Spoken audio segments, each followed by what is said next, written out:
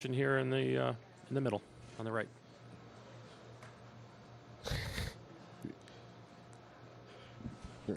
Robert Littal, BSO. In game one, you talked about how you was going to take personal responsibility on Siakam to make sure that he didn't kind of blow up like he did in game one. Can you talk about the job that you did on him tonight and how you was able to slow him down?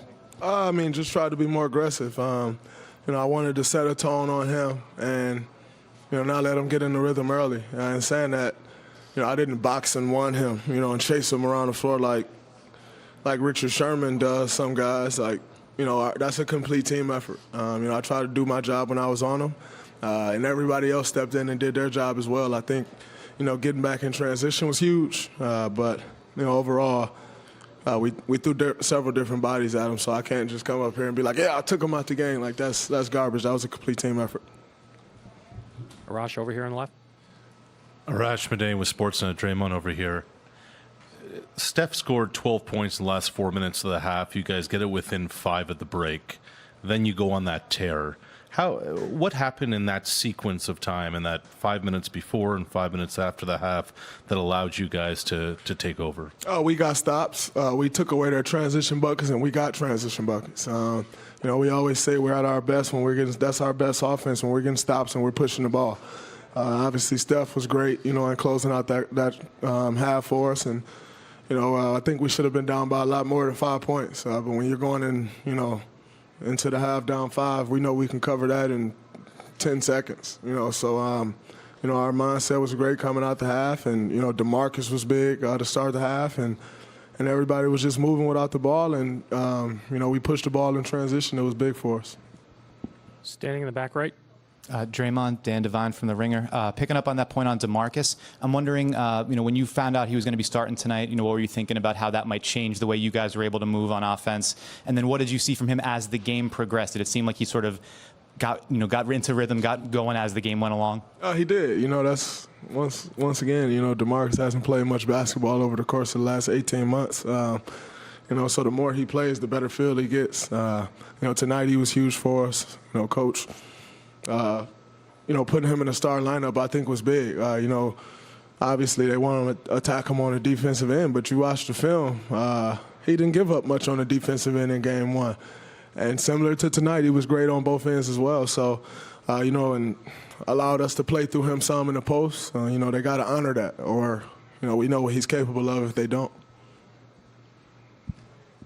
Mark right here in the front. Draymond, Mark Schwartz, ESPN. Steph, after the game, said it was disrespectful of the Raptors to leave Andre wide open for that shot, given his pedigree. What did you think of that last possession, the way Andre shot the ball with that much time left on the clock, and the fact the Raptors didn't get a foul? Well, I didn't think they were going to foul. They were trying to get a steal. They were trapping Steph. Steph outletted the ball to me. They came with a trap. But I think as big as Andre's shot was, we've come to expect Andre to hit big shots. Since he's been here, I've seen him hit several game winners. I've seen him, put the icing on the cake of several wins. But the way Sean Livingston met that pass, I think, no one will write about that. We all got a joke amongst us of bad receivers and good receivers. I always call Kevin a bad receiver. I always call Sean a bad receiver. He turned into Megatron tonight for that pass. It was big for us. Okay, next question. Hi, Draymond. Tenny Sumagi, Eagle News, Philippines.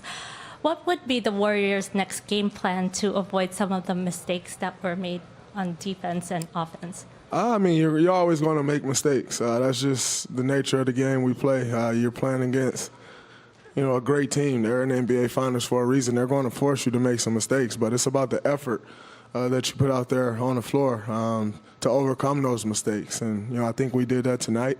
You're never going to play a mistake-free game. None of us are expecting that, but you try to minimize the mistakes and take advantage of, the opposite team mistakes. Dan on your right. Opposing team mistakes. That was bad. Dan Feldman, NBC Sports. You took a lot of personal responsibility after game one, and I think we could see early in the game you stepping up.